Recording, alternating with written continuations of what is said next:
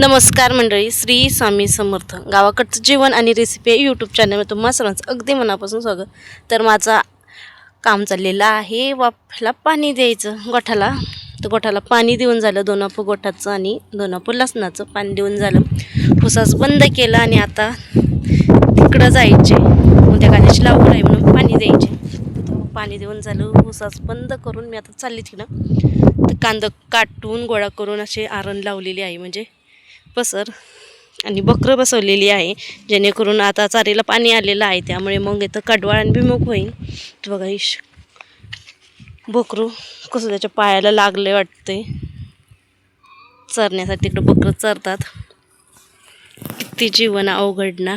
आपल्याकडं सगळं असून आपण तरी चिडचिड करीतो, हे नाही ते नाही, कमीपणा करीतो. आणि हे बघा शिगुणात, आणि तिकडं ती येलेली तिला बकरं झाले. आणि मी चालले आता तिकडं पाणी द्यायला. बघ इकडं बकरं चरतात त्यांची. आजचा दिवस आहे ही बकरं सोबत. इथं उसास निघलाय हवेने. तिकडं बंद केलं ते उसास, आणि आता सरळ थोड्या वेळ जर थांबले असते किंवा घरी जर गेले असते ना, तर अख्खा रोपाचं वाफ ओल्लं झालं असतं. कारण की रोप उपटायचे मला थोड्या वेळाने. कांद्याची लागवड आहे उद्या. आणि इथे बघा कसं उसास कोणता आहे, हवेने उडून दाबायचं आहे मला. तर बघ इथं दुसरा उसास आणून जोडला, कारण की याचं साकेटच तुटलं आणि हवेने पाणीनी अजिबात मला बसवता आला नाही. मग दुसरा आणून बसवला. मग आता तिकडं पाणी काढले. नंतर मला इथं एवढं वाफ उपटायचे, इथं 1.5 वाफा, पण तो वल्ला झाला आहे. आता कसा उपटायचा, पल्ल्यातच उपटावं लागेल. आणि हुसास दाबवतो तोपर्यंत बघा इथं 2 वाफ भरून, वाफ पण प्लस भरलंय. मग हा वाफा वल्ला नाही केला, मग हा उपटायला होईल म्हणून आता चालले तिकडं पाणी लावायला. बराच वेळ गेला, 15-20 मिनिटं गेलो ते हुसास बसवायला. इकडून आणलं हुसास मी तो जुना. मी आता चालले पाणी लावायला. कांदा लावून 8 दिवस झाले. गवत बघा उगलंय पुन्हा. एवढं कांदा लावून झाले.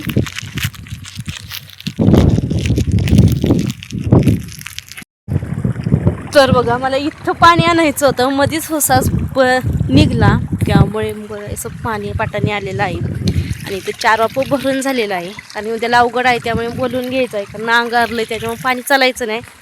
त्यामुळे आणि आता भरून झालं आहे. शेवटच्या वाफ्या पाणी लावले आहे. आता मी चालले रोप उपटायला, कारण की उद्या 8 ते 4 लाईट आहे. त्यामुळे 9 वाजताच बाया येतील. रोप उपटून व्हायचं नाही. 9 वाजता काय घरचंच उरकत नाही. त्यामुळे आदल्या दिवशी रोप उपटून ठेवलं ना, मग दुसऱ्या दिवशी घाई होत नाही. आता मी रोप उपटायला चालले.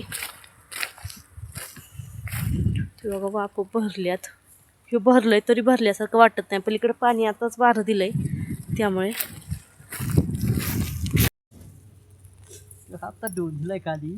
व्हिडिओ चाललाय पापासारखं बघून, आणि वरतून म्हणते बाजूला वाटत नाही.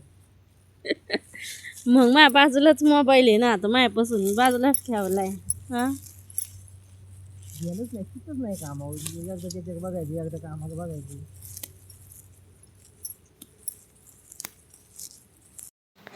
तर रोप उपटायला आम्ही दोघं होतो. असं भांडण तंडण करत आम्ही दोघं ती रोप उपटलं. दोघं पण तर असलो तर भांडण झाल्याशिवाय राहणार नाही.